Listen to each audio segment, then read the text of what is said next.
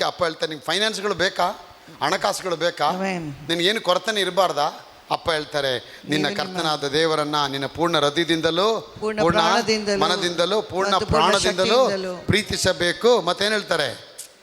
ನಿಮ್ಮ ಮಕ್ಕಳಿಗೆ ಅಭ್ಯಾಸ ಮಾಡಿ ಮನೆಯಲ್ಲಿ ಕೂತಿರುವಾಗಲೂ, ದಾರಿಯಲ್ಲಿ ನಡೆಯುವಾಗಲೂ, ಮನೆಯಲ್ಲಿ ಮಂಚದ ಮೇಲೆ ಮಲಗುವಾಗಲೂ, ಮಂಚದಿಂದ ಎದ್ದೇಳುವಾಗಲೂ ಇವುಗಳ ವಿಷಯದಲ್ಲಿ ಮಾತನಾಡಬೇಕು.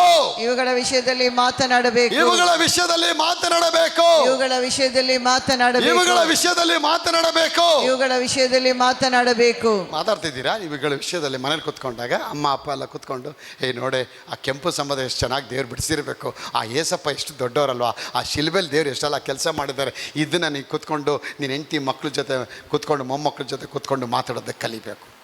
ನೀನು ಬಿತ್ತಿದ್ದ ಬೀಜಕ್ಕೆ ಏನು ಸೇರಿಸ್ಬೇಕು? ವಿಶ್ವಾಸ ಸೇರಿಸ್ಬೇಕು. ದೇವರೇ ನಾನು ಕೊಟ್ಟಿದ್ದೀನಪ್ಪ, ಜಡಿದು ಅಳ್ಳಾಡಿಸಿ ವರ್ಷಿಸುವಾಗೆ ತುಂಬ ಅಳತೆಯಿಂದ. ₹500 ಹಾಕಿದ್ರೆ ಮನೆಗೆ ಹೋದ್ ಹೇಳ್ಬೇಕು, ದೇವರೇ ₹500 ಬಿತ್ತಿದ್ದೀನಿ, ಅದು ಜಡಿದು ಅಳ್ಳಾಡಿಸಿ ಹೊರಸೂಸುವ ಹಾಗೆ ತುಂಬ ಅಳತೆಯಿಂದ ಅಳೆದು ನನ್ನ ಕೈಯಲ್ಲಿ ಬರೋದಕ್ಕಾಗಿ. ಬೆಳಗ್ಗೆ ತಿರ್ಗಾ ಮಧ್ಯಾಹ್ನ ಬೇರೆ ₹500 ಹಾಕಿದ್ದೀನಿ, ಜಡಿದು ಅಳ್ಳಾಡಿಸಿ ಹೊರಸೂಸುವ ಹಾಗೆ ತುಂಬ ಅಳತೆಯಿಂದ ಹಳೆಯಲ್ಲಿ ಪಡಬೇಕು. ಒಂದು ತಂದೆಯಲ್ಲಿ ಬಂದು ಇರೋ ಕಾಣಿಕೆಲ್ಲ ಹಾಕಿ ಹೋಗ್ಬಿಟ್ರಂತ ಯಪ್ಪ ಮಂಗಳೂರಲ್ಲಿ. ರಾಯಚೂರವರು ಇಲ್ಲಿಂದ ಹೋಗಕ್ಕೆ ಬಸ್ ಚಾರ್ಜ್ ಇಲ್ವಂತೆ, ಇಲ್ಲಿಂದ ರೈಲ್ವೆ ಸ್ಟೇಷನ್ವರೆಗೂ ನಡ್ಕೊಂಡು ಹೋಗಿದ್ದಾರೆ, ಹತ್ಕೊಂಡು ದುಡ್ಡು ಕೇಳೋಕ್ಕೂ ನಾಚಿಕೆಯಿಂದ. ಆಡ್ಕೆ ಅಪ್ಪ ಹಾಕು ಅಂದ್ಬಿಟ್ರಲ್ಲಿ ಹಾಕ್ಬಿಟ್ಟಿದ್ದಾರೆ. ಮನೆಗೆ ಹೋಗಿ ತಲುಪಿದ್ರೆ ಕಾಲೆಲ್ಲ ಬೊಕ್ಕಳ ಥರ ಎಲ್ಲ ಬೊಕ್ಕಳ ಬಂದ್ಬಿಟ್ಟಿದೆ, ಕಾಲೆಲ್ಲ ಊದ್ಕೊಂಡು, ಅಷ್ಟು ಬೇಜಾರಾಯಿತು ಅಂತಂತೆ. ಮಾನ್ಯ ದಿನಕ್ಕೆ ಅವ್ರ ಅಕೌಂಟ್ಗೆ ₹29,000 ಅಕೌಂಟ್ಗೆ ಬಂದು ಬಿದ್ದಿದೆ. ₹29,000.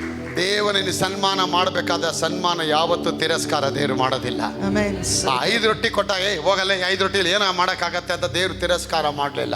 He never despised when the boy gave that 5 loaves and the fish.